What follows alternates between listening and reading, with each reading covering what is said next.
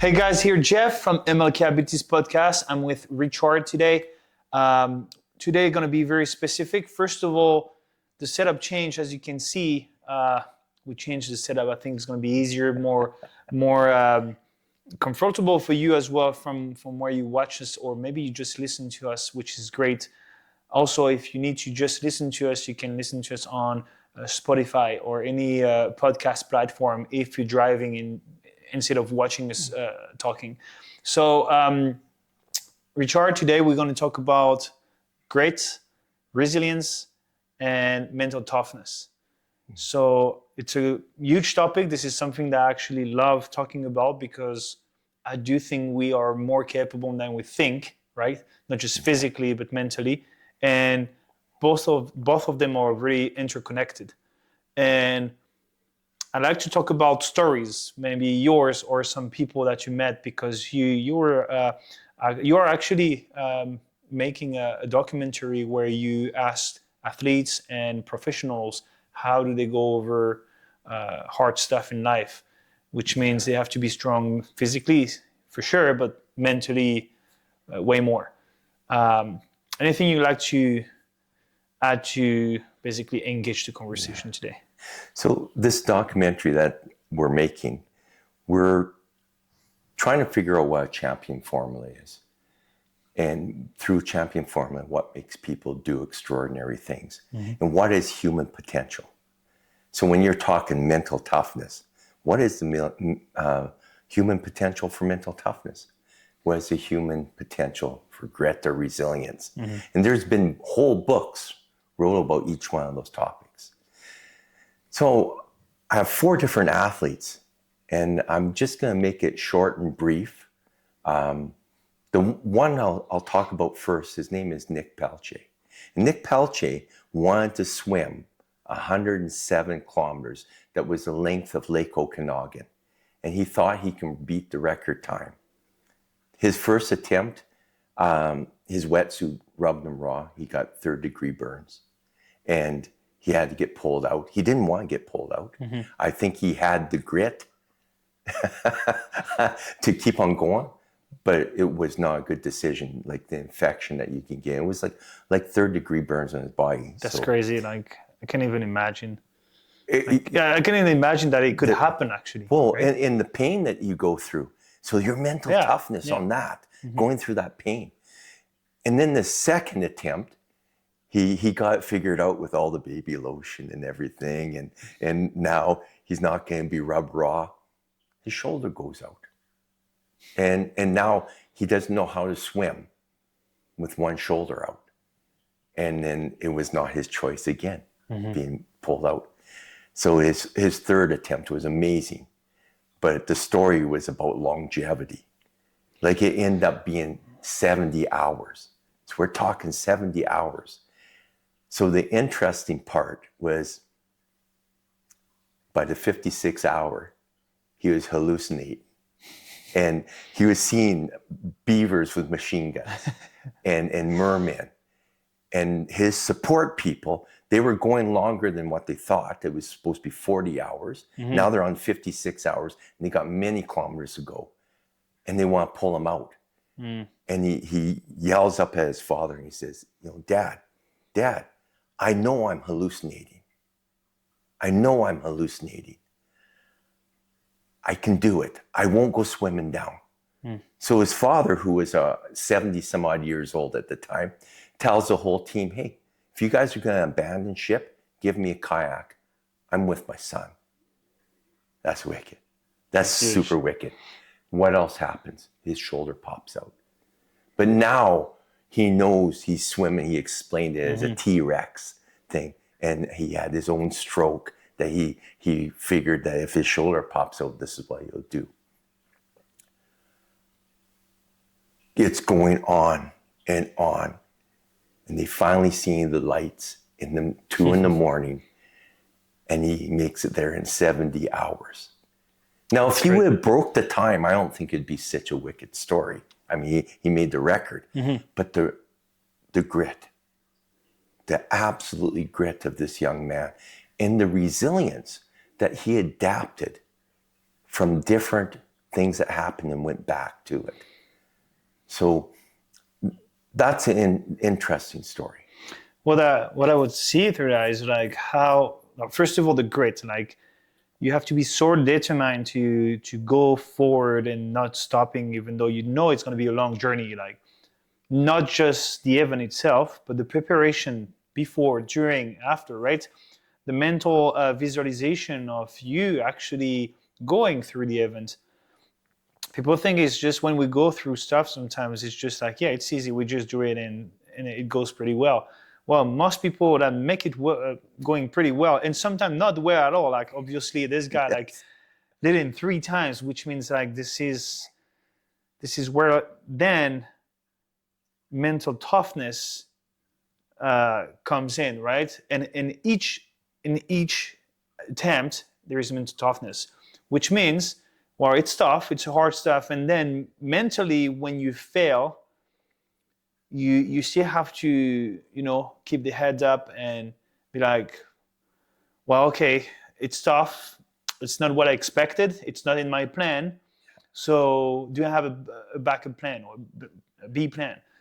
And then the last thing is the resiliency this guy built by going through hard stuff and learning lessons. Obviously, like first time, like burns, so you find a way to patch the pain, goes back again, and then pop the shoulder. It says, okay, now I have to train. So basically, you have to, by doing things, experiencing it, you understand that it's not going the way you want all the time.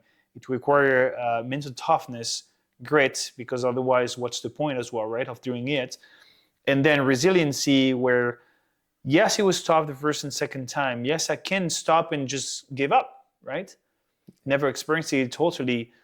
But no, this guy decided to still keep going, even though he knew that maybe something new would happen. And even though you find solutions, you have something new happening. So here, this is where it's placed, because the physics is going to follow anyways, right? Of course, there is a reasonable decision to take, being like, okay, maybe I should stop or keep going, because the goal is not to injure yourself more, right? You have to find the right path and right recipe to make it happen, right? Or die. Yes. Does it worth it to die for that? Maybe not. Mm-hmm. Having said that, this is a great recipe. This guy has a bit of everything, right? That now he's capable and able to, how would I say that? To use in his everyday life, in his everyday life. So basically, where okay, there is something tough at work, well, I can just overcome it because I did better before. That's so true, because you can take everything from these experiences and put them into life. And the crazy thing is, he had a boat right there, and he could have stopped any time. Oh yeah, that's the thing too. You see the boat, and he chose not to. Yeah. And when people wanted him to quit, he chose not to.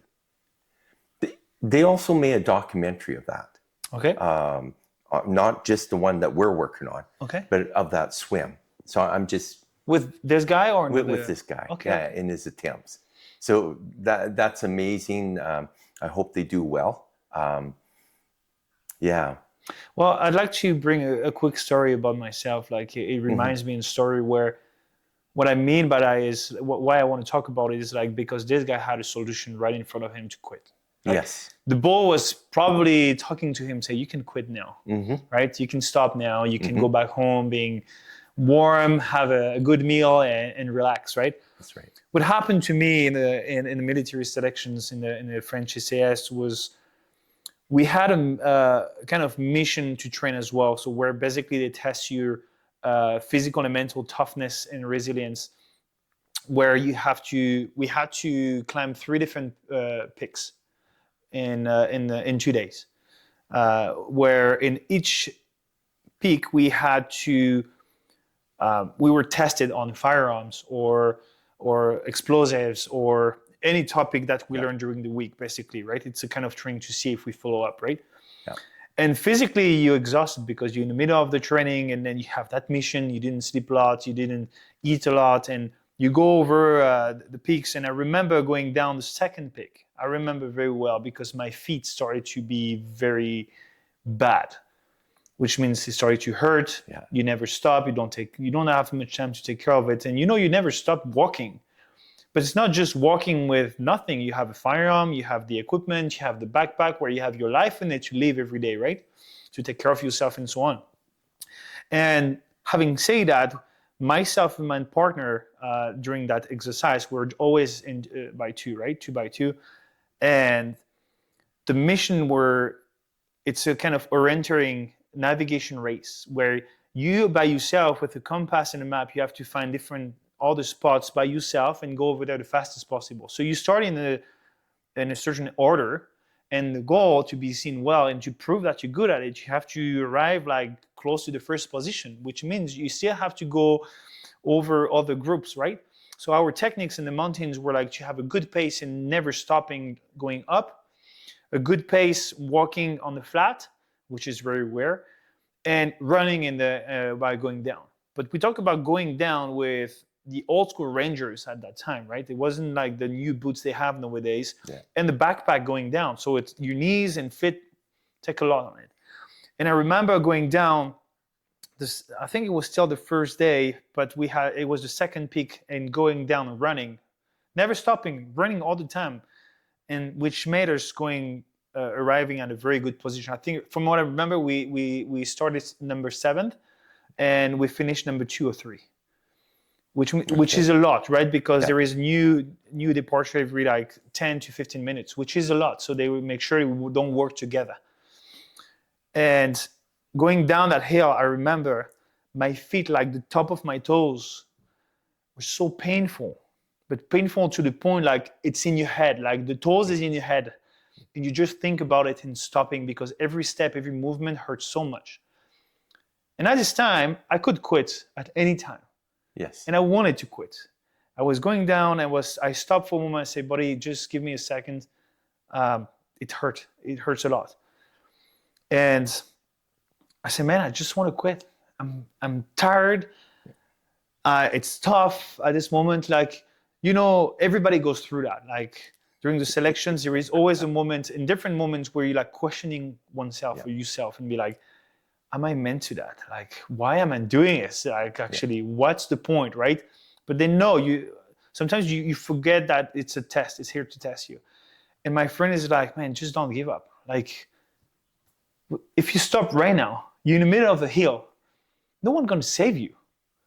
It's like in everyday life, no one is going to save you but you, right? So you have to, even if I decided to lay down and doing nothing, there is no vehicle that can come to me. There is no helicopter that will be deployed to get me because it's a training. They don't give a shit about it, right? So I was in the middle of the hill. It told me like, wow, you can quit, but where are you gonna go? What you gonna do? I was like, yeah, that's true. Like, I didn't have a car. Having said that, if the car was next to me, the game would be the decision would maybe different. So I'm glad I didn't have a car or an access to an helicopter at this time, because that would be maybe talking to me saying, hey, you want to quit? Just come in. And I was like, well, you know what? I'm going to finish it, because I couldn't let my body as well, right? Because you made brothers, right? And I just decided to stand up and fight the pain. And once you arrive, you're proud of what you did. Yes. So you don't want to quit anymore. Yeah. Right. So that's a bit of a story, which means like sometimes you have support or something talking to you, someone talking to you and say, hey, if you want to quit, you can. But sometimes it's worth it to push it anyways. Like he did with his father. Like the father, instead of overprotecting him, say, you know what, I'll go with him. Yeah. And you need a lot, to do that as well.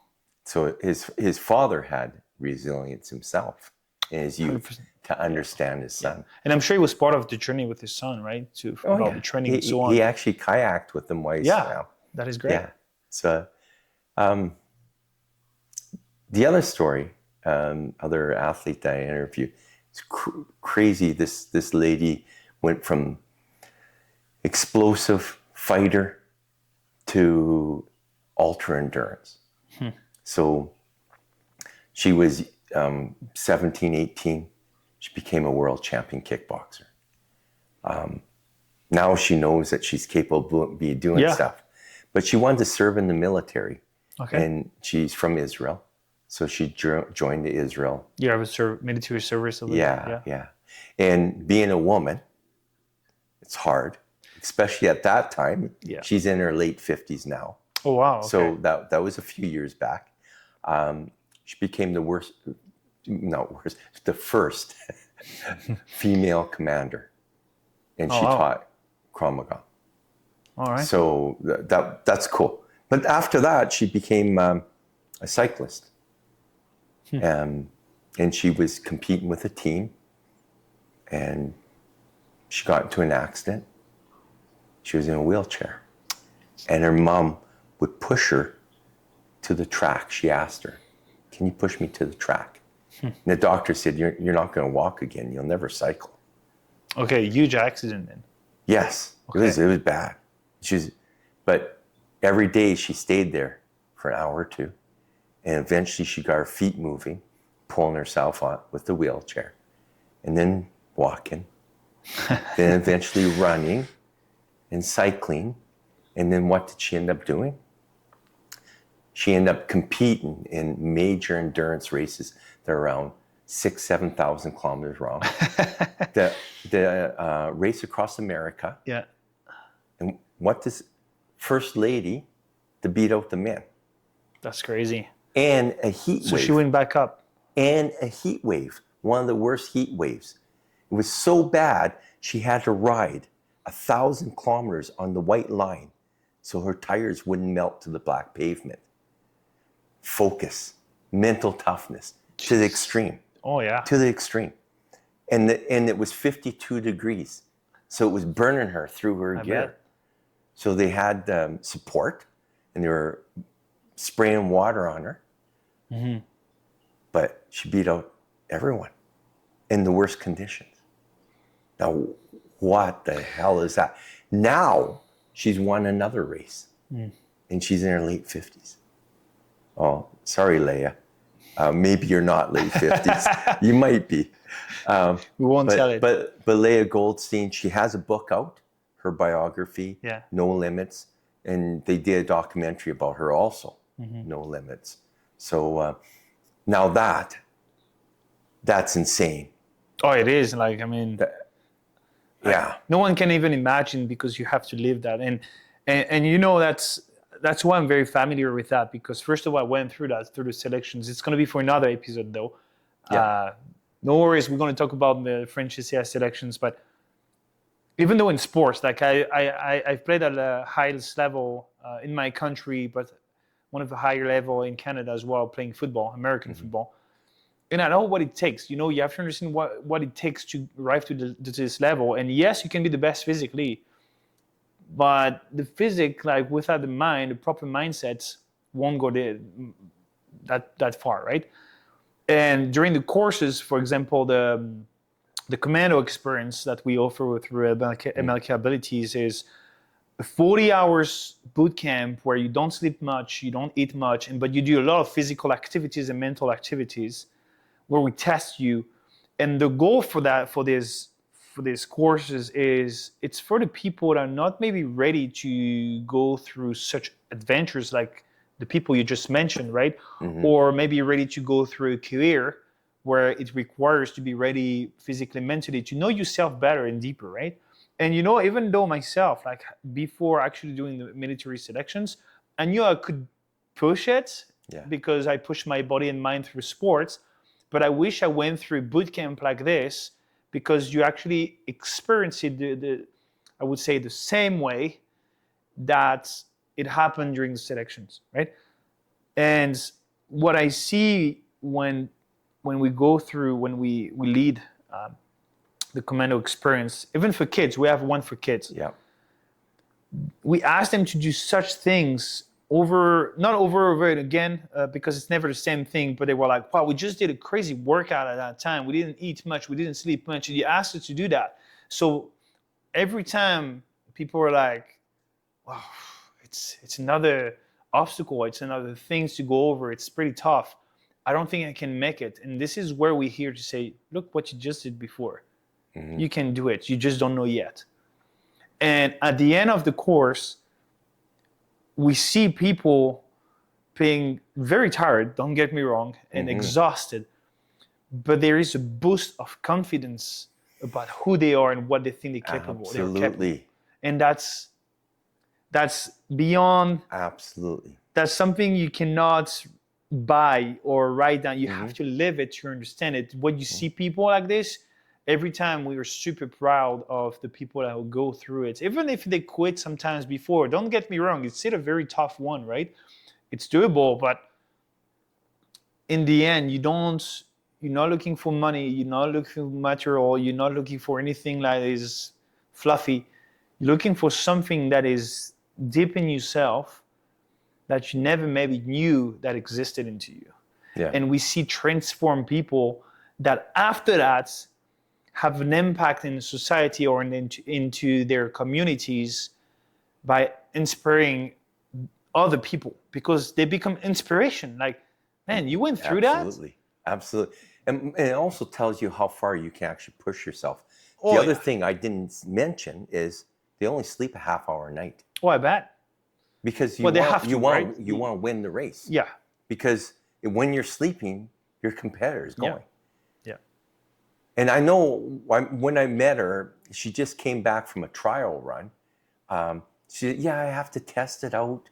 I said, how far did you go? Oh, I just went 1,000 kilometers to try it out.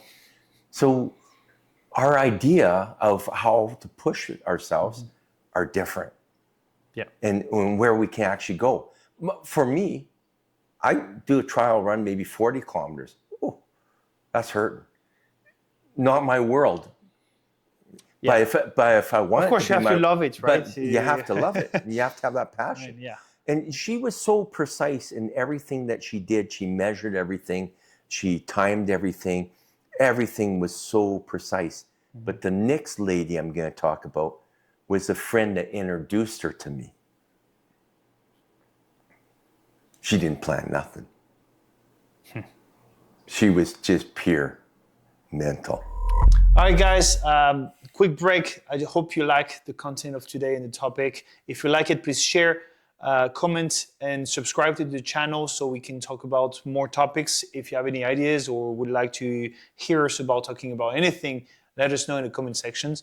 And feel free to share it to someone that needs to be inspired if it's not just you. So we go back right now in the topic. So Leah Goldstein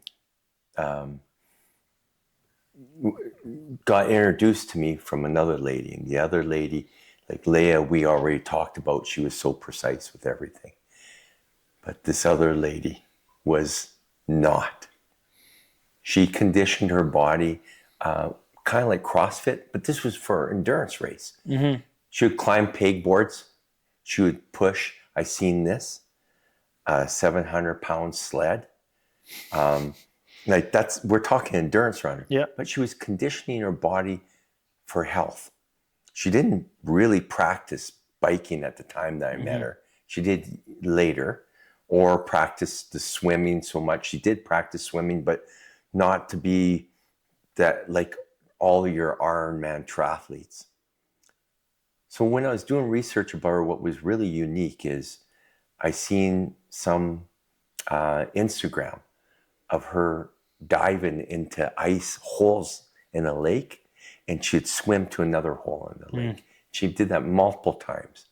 Like, that is a whole different level of mental focus. A bit dangerous, but yeah. And have you ever broke through ice? Sometimes it's sharp underneath. Yeah. Well, I never broke through ice. I did cold plunge. Okay. But never the label. Sometimes I broke through ice many times. Okay. In 30 below, and sometimes underneath it's pretty sharp. Or in the spring, the ice could be sharp. Yeah. So she's doing that in her bikini. And what was really unique about her, and I really liked, is I'm hearing about this amazing triathlete. And the first thing I see is she's paddleboarding with a goat. And she's running with her goats. And I'm going, okay, this is special. This is this extreme athlete. So I'm going to interview her. She doesn't like to sit down. And I have to run with her, and then I have to walk with her. And she says, well, I'll sit down, but you have to come in with me. Mm-hmm. It's up a mountain, a creek, and we'll go into the creek. And I go, okay, it's pretty cold out, but... So we go up this mountain, and there's snow, more snow. Mm-hmm. And I get up to this creek, and there's a big hole in the ice. I'm going, crap. I got to interview her with this big hole in the ice. And so she teaches me how to concentrate, how to breathe, how to warm up. And we do this interview 6 seconds short of 10 minutes. And I did not get hypothermia. And this was normal for her. Mm. And I'm going, okay, is this a new level of mental toughness? Is this a training for her? Now, what did she do?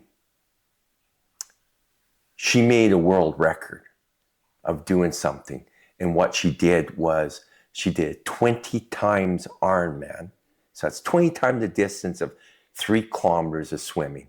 So what's 20 times 3 kilometers is? So basically just to make sure, like, she didn't do it like normally it's swimming, cycling and running. Yes. And then do it again. She directly did like, so if it's 60 kilometers, 60 kilometers, and then that much in cycling, and then that much running, 1 shot. Well, 3,600 cycling. That's so it's crazy. 20 times the distance of 180 kilometers. And then 40 kilometers times 20, what's the rough math on that? A shitload. It's like 700 kilometers or something. Mm-hmm. She does that. Cool. Other people do that too, right? I don't know anyone that do it, but yeah, fine. then she's heading home, and she meets another athlete heading to another race, and then invites her to another 20 times the distance, and she does it again. That's crazy. The only person in the world to do 3 of them. In a row. No, she did 2 in a row, but 3 of them, period. Still, yeah. That's a bucket list. Oh, yeah, I bet. That's a crazy bucket list. So, someone like that, like, that's a level of mental toughness that, I got to tell you about her last 100 kilometers, she tore her quad and she ran on it. Like, is that trainable?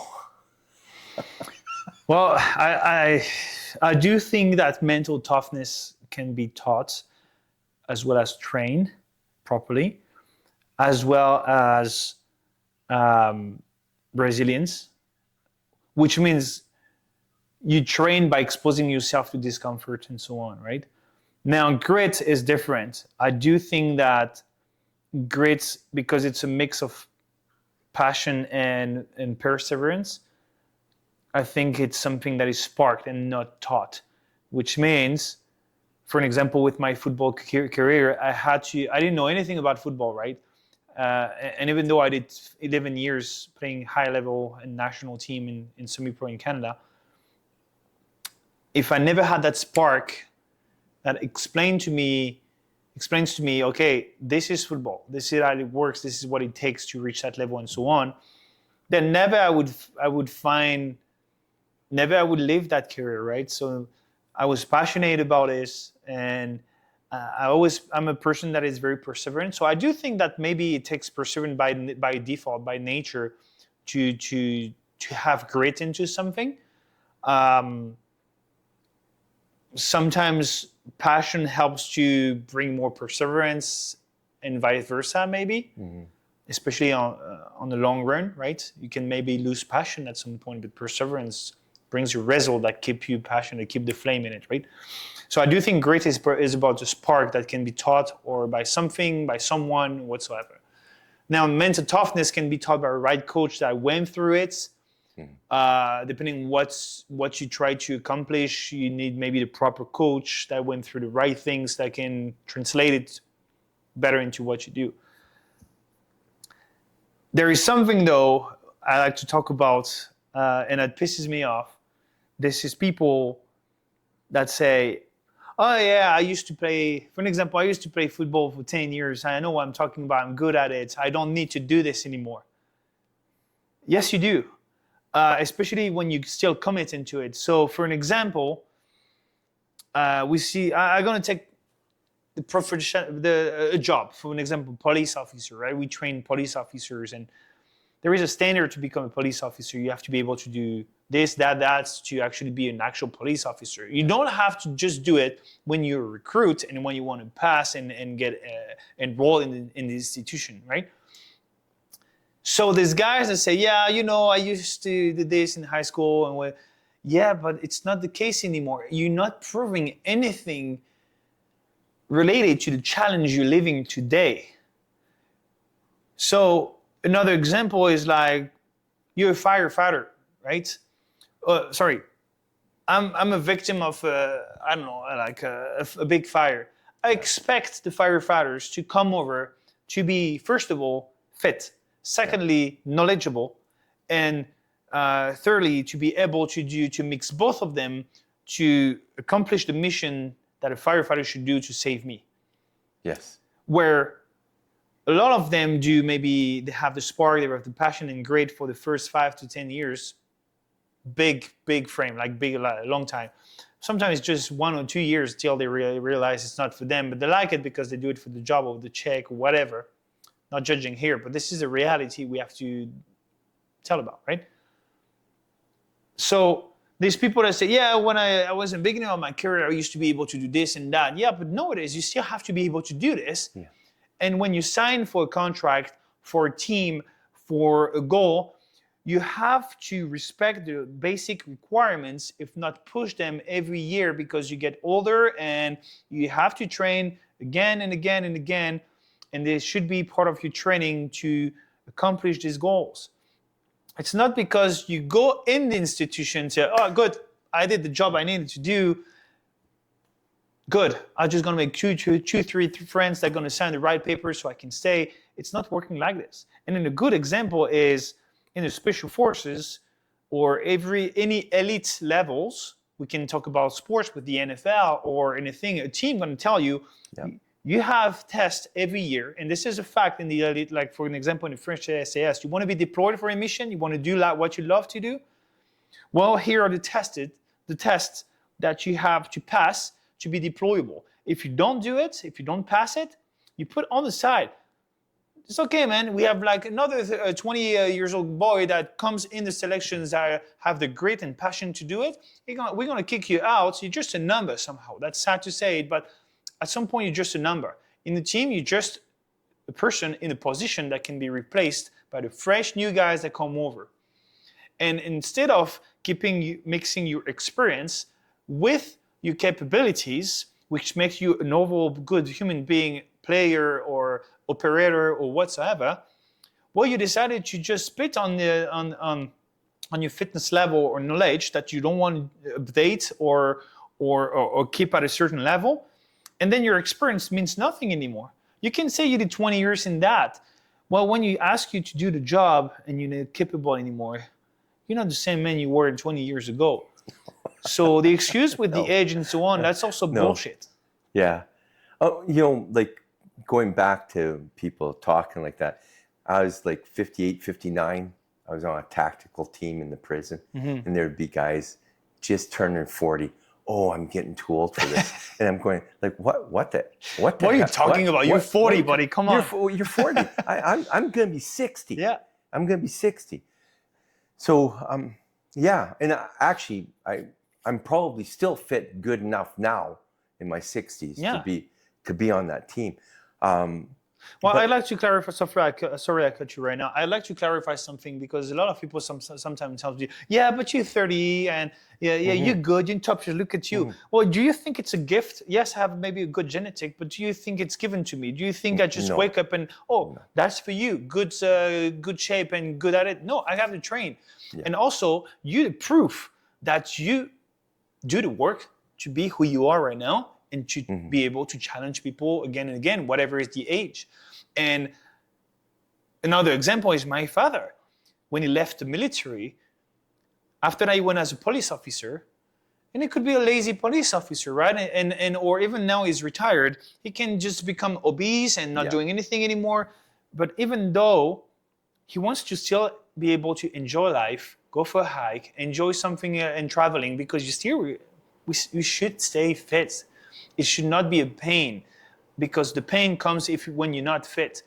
And he saw his fellows that were the same in the regiment, and they become obese, and that's not an excuse. Yeah, they were my friend, but they're not an example anymore. So I'll go to the last athlete when we're talking about no excuses. Okay. There you go. So I meet this guy. My first national arm wrestling, I'm on the podium. I got bronze. He whooped me. And his left arm didn't function. And that means he can't grab the post for arm wrestling. So you have a table, you grab the post, and you use your whole body. Well, I found out that day he was stage 4 cancer. But that's not the only thing I found out. I found out he was a multi-time world champion. So I got to know him more and more about this man. So he won back when he was younger, world championship, both arms. And the next year, he gets in a motorbike accident, a bad one, tears his torso, loses the use of his left arm, no feeling from his knees down. It takes him 10 years, and you need your core for arm 100%. Wrestling. Power comes from bombing your feet. Even to move every day, right? You need it. Absolutely. So he trains for 10 years. He wants it so bad, and he does not compete in the handicap or disability. He goes against the people that he beat before, and he wins. And he wins 12 more world championships. 12 more world championships. So crazy. And I meet him when he has stage 4 cancer, and he crushes me. He crushes me. That was 10 years ago. He's still around today. And he's been fighting cancer. We did a film 2017, and right now it's 2025. And he was doing treatment, and he nearly died. And he had a 7-minute match. 7-minute match. Tears were coming down my eyes watching him. Wow. Oh, the determination. He ended up getting bronze at National, almost dying the week before that. That's cancer treatment. Meet him again. COVID gets him, shut down his kidneys. He's still fighting. And this year, 2025, he won 2 golds in North Americans. That means he didn't win left and right. That means he won a heavier weight class with one arm. That's huge. So I have a disease, and it's psoriatic arthritis, and it's deteriorating my and it's very painful when I'm off my meds, and I should be crippled with the length I've had it. I'm on really good meds. Well, you take care of yourself. Like sometimes meds is a thing, but taking care of yourself is another. But I also think of Vern and I say, I have no excuse. Yeah. I have no excuse. What the hell am I whining about? Little princess? No, seriously. So, this mental toughness, is it for the top athletes? Resilience, grit? Yes, but it's also for all of us to live the best life we can ever live. Whatever it is, yeah. Whatever it is. I'm planning on going surfing in March. Nice. And screw it. I'm going surfing. And I hope to go surfing in my 70s. I mean, oh yeah, it's a great sport actually. It's a very you have to set goals in life. Yeah. And you have to set goals. Who am I going to be when I'm 60? Who am I going to be when I'm 70? Who am I going to be when I'm 80? No, retirement is for the dead. Absolutely. Especially when we know what retired people do. Die. Watching TV, eating crap. Yes. Well, dying in a slow way. Yeah. So back to teachable, you and I have talked about, and you did explain that most of this is teachable. Resilience, well, you have to have a really strong why. Grit, you're saying that's in you. I say you can have grit if you have the mental toughness. And we both agree I do that think mental toughness can be taught. I think it's interlinked and interconnected for sure. Because when you have grit, it means that you push yourself. And it's not just physical. It can be socially, right? And if you don't have the mental toughness to go over it, which means you go in depression, you burn out, it's because like you don't get me wrong, we don't ask people to be elite, but you need also to understand that to go from here to here, there is no shortcut. And the people that take a shortcut, usually when they arrive here, they may be good at it, but if they don't have the same amount of mental toughness, grit whatsoever, it comes with, and resiliency, they're going to burn out because it's going to be too much information or tests that life throw at you. And if you don't have and build that mental toughness to the level you are now by taking the shortcuts, you're going to burn out. You won't know how to handle it. You won't have the solutions or even understand what's going on to me, which means, yes, you're right here, but you're going to crash very quickly. So you help people get the right foundation. Yes.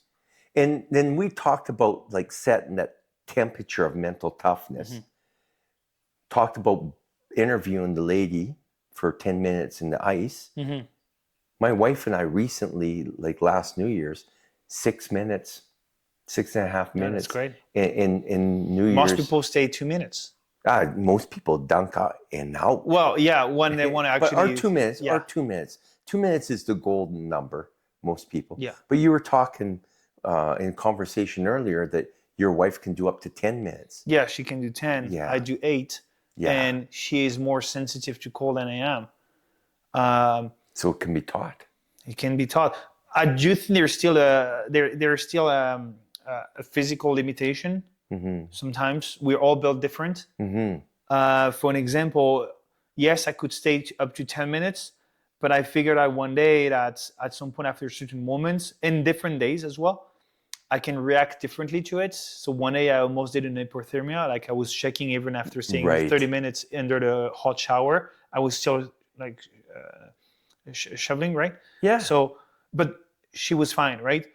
And other days I couldn't stay 2 minutes, and sometimes I can stay 8. I figured out one day I went into the water, couldn't put my full body in it. It was pain in my legs. I went out for 2 minutes, back in, and I was fine. You've heard of Wim Hof? Yeah, the Iceman? Yeah. He broke 28 world records or something. I took a course, my wife and I, from one of his students. Okay. I believe all that stuff can be taught with preparedness. Yes, of course. He has to be structured and so on. But resilience and grit is when you're unprepared.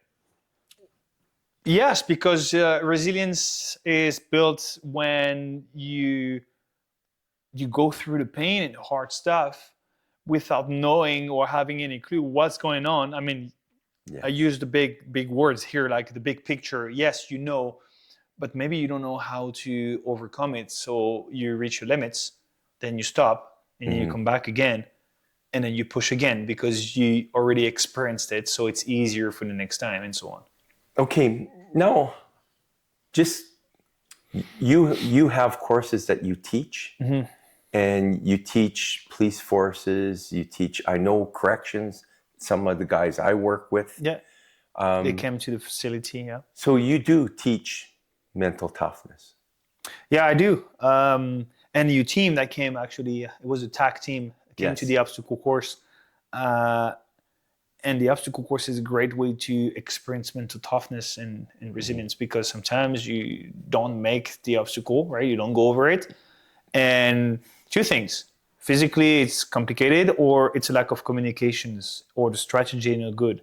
And that's why it's not just as well, like as I mentioned before, with police officers or people, even a welder, right? If you don't evolve and adjust to what is the job about now, you're going to be left behind.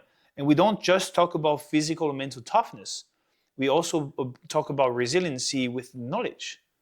It can be a strategy, it can be a tactic. If the tactic is not updated to what you're dealing with nowadays, well, you're going to be left behind. So yes, you have to be good physically, you have to test yourself. Mentally, I do think it's interconnected. You're going to test yourself. The strategy, the tactic, the communication have to be updated as well. Otherwise, you're left behind, not just for yourself, but also for the team or the community you're serving, right?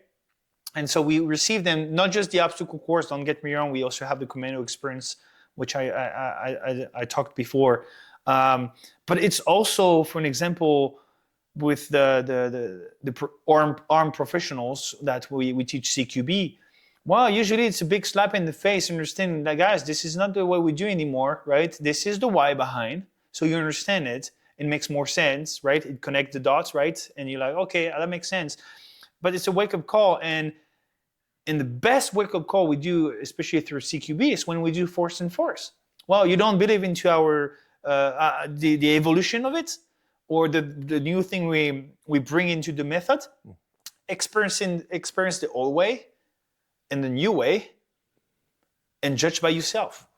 It never lies. We don't not just have the data, we also have like people experiencing it, and they cannot say anything because they know. They lived it. So it's an update, and they understand that now they reach that level, it's going to be easier for next time. And I do think it's important to put yourself out of your comfort zone, and this is what we do through the courses at MLK Abilities, wherever it is. We push you out of your comfort zone. Because if you never do it, and to give you an example, last week I went to Edmonton to become officially ASP instructor, which means everything about baton, restraint, a flashlight, and OC spray. And so there is only law enforcement, like unless you're a contractor that is used to the environment, like I was, and thanks to Kaz, what is in law enforcement and part of the team. We went over there for a week, and at some point I told him, because he knows I did the French SAS and selections, and I pushed myself. And at some point I said, you know what, I'm pushing myself out of my comfort zone right now, because I want to be good at it. Yes, I want to be good at it, and as we mentioned before, that was a time to update myself and see if I'm still capable. I wasn't here to say, hey, I did this and that before. I didn't mention anything. I'm not here to show off and say, hey, I used to do this, I used to do that, I'm from there. I'm like you guys in a present moment, have a test the same as you, and I have to give my best. And I told him, I'm challenging myself right now because it's things I've never been taught before. I do think I'm good at it, like because I'm good at it, but only the test going to judge, and the instructor that are noting us, right? So I push myself, and I always try to be the best and update my knowledge, because I understand that everything is energy, right? We receive, we give, it comes and it goes away. And it's the world. The world is never static, is never going the same. It's always changing and evolving.